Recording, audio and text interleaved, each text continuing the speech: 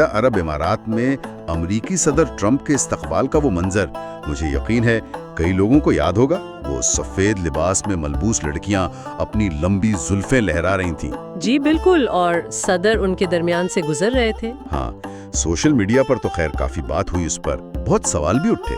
بالکل، اور آج ہم اصل میں اسی رقص پر بات کر رہے ہیں جسے الیالہ کہا جاتا ہے۔ الیالہ، اچھا جی۔ تو BBC نیوز اردو کے ایک مضمون کی روشنی میں ہم آج یہ سمجھنے کی کوشش کریں گے کہ یہ رقص ہے کیا، اس کی ثقافتی اہمیت کیا ہے، اور ٹرمپ کے دورے کے دوران یہ تنقید کی زد میں کیوں آیا۔ ٹھیک ہے، مقصد یہ ہے کہ اس روایت کو سمجھیں اور اس پر جو رد عمل آیا اسے بھی۔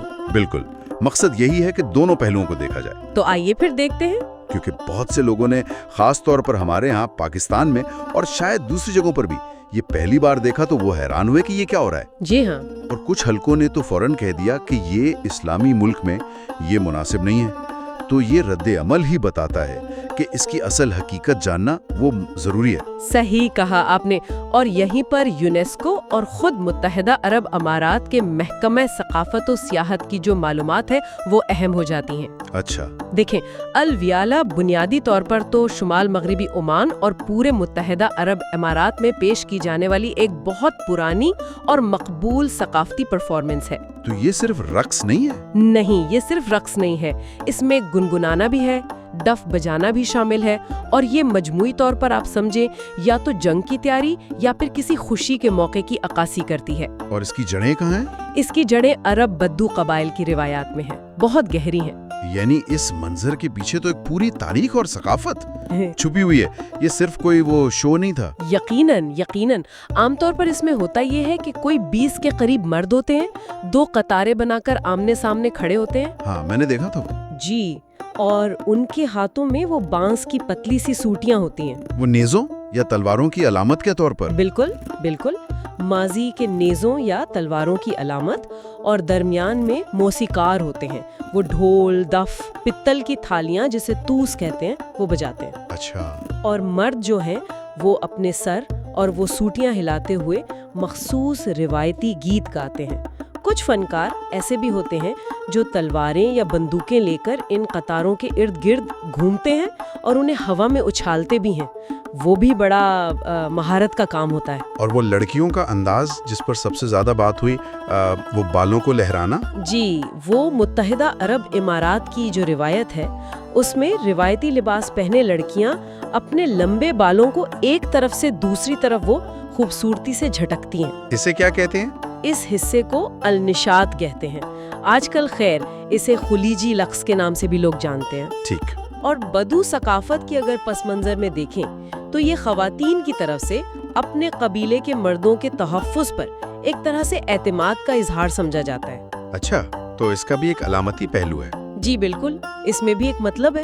یہ بات بھی اہم ہے نا کہ الیالہ صرف ایسے سرکاری استقبال تک محدود نہیں، یہ تو وہاں عام تقریبات میں بھی ہوتا ہوگا۔ بالکل، یہ عمان اور متحدہ عرب امارات میں شادیوں اور قومی تہواروں کا تو لازمی حصہ ہے، اور اس میں عمر، جنس، سماجی طبقے ایسی کوئی تفریق نہیں ہوتی، سب مل کے کرتے ہیں۔ اور وہ جو مرکزی فنکار ہوتا ہے؟ ہاں، جو مرکزی فنکار کا کردار ہے وہ اکثر موروثی ہوتا ہے، مطلب نسل در نسل چلتا ہے، اور وہ دوسروں کو سکھاتا بھی ہے۔ ٹھیک ہے، اب آتے ہیں ذرا اس تنقید کی طرف جو اس موقع پر ہوئی۔ ٹرمپ کے دورے پر تو ویسے ہی کافی تنقید تھی، وہ شاہانہ انداز پر، لیکن خاص اس رقص پر جو تنقید ہوئی UAE میں، اس کی کیا وجوہات تھیں؟ جی، یہ سمجھنا ضروری ہے۔ عمومی تنقید اپنی جگہ، لیکن اس رقص پر تنقید کی کئی پرتیں تھیں۔ کیا تھیں وہ پرتیں؟ مطلب صرف رقص کے انداز پر اعتراض تھا یا کچھ اور؟ نہیں، معاملہ اس سے آپ کہہ لیں تھوڑا پیچیدہ تھا، کئی مختلف زاویے سامنے آئے۔ مثلاً؟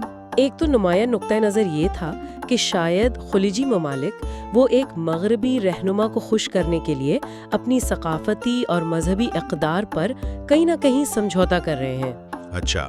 اس کی مثال ایسے دی گئی کہ دیکھیں، جب مغربی ممالک کی خواتین رہنما آتی ہیں تو ان سے اکثر توقع کی جاتی ہے یا کہا جاتا ہے کہ سر ڈھانپ لیں، لیکن یہاں وہ مقامی خواتین ایک مغربی مرد رہنما کے سامنے بغیر سر ڈھکے رقص کر رہی تھیں۔ یہ تو ایک سیاسی اور ثقافتی تبصرہ ہو گیا۔ جی بالکل.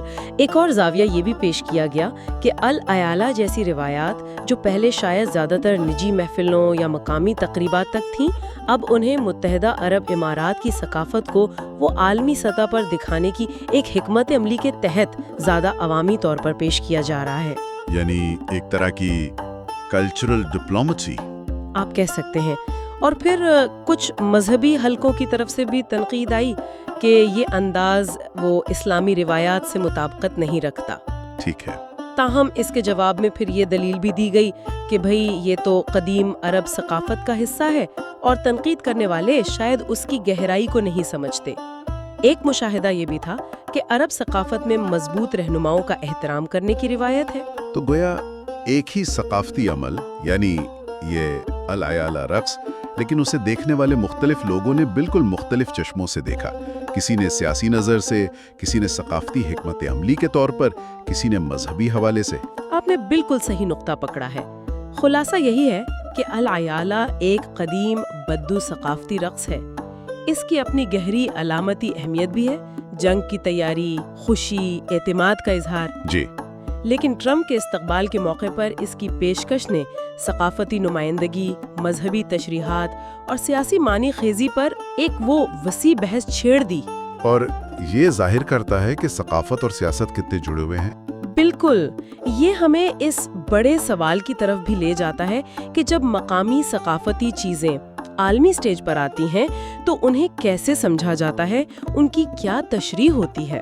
ہاں، اور وہ کیسے بین الاقوامی سفارتکاری، قومی شناخت اور جدیدیت کے بارے میں جو گفتگو چل رہی ہوتی ہے اس کا حصہ بن جاتی ہیں. اور اسی سے جڑا ایک آخری نقطہ جو شاید سوچنے پر مجبور کرتا ہے، وہ یہ ہے کہ جب الایالہ جیسی مخصوص ثقافتی روایات اپنے مقامی پس منظر سے نکل کر عالمی ناظرین کے سامنے آتی ہیں تو کیا ان کا اصل مطلب، ان کی اہمیت مختلف معاشروں اور افراد کے لیے بدل جاتی ہے، یا وقت کے ساتھ نئی تشریحات پیدا ہوتی ہیں؟ یہ واقعی ایک دلچسپ سوال ہے. جی بالکل.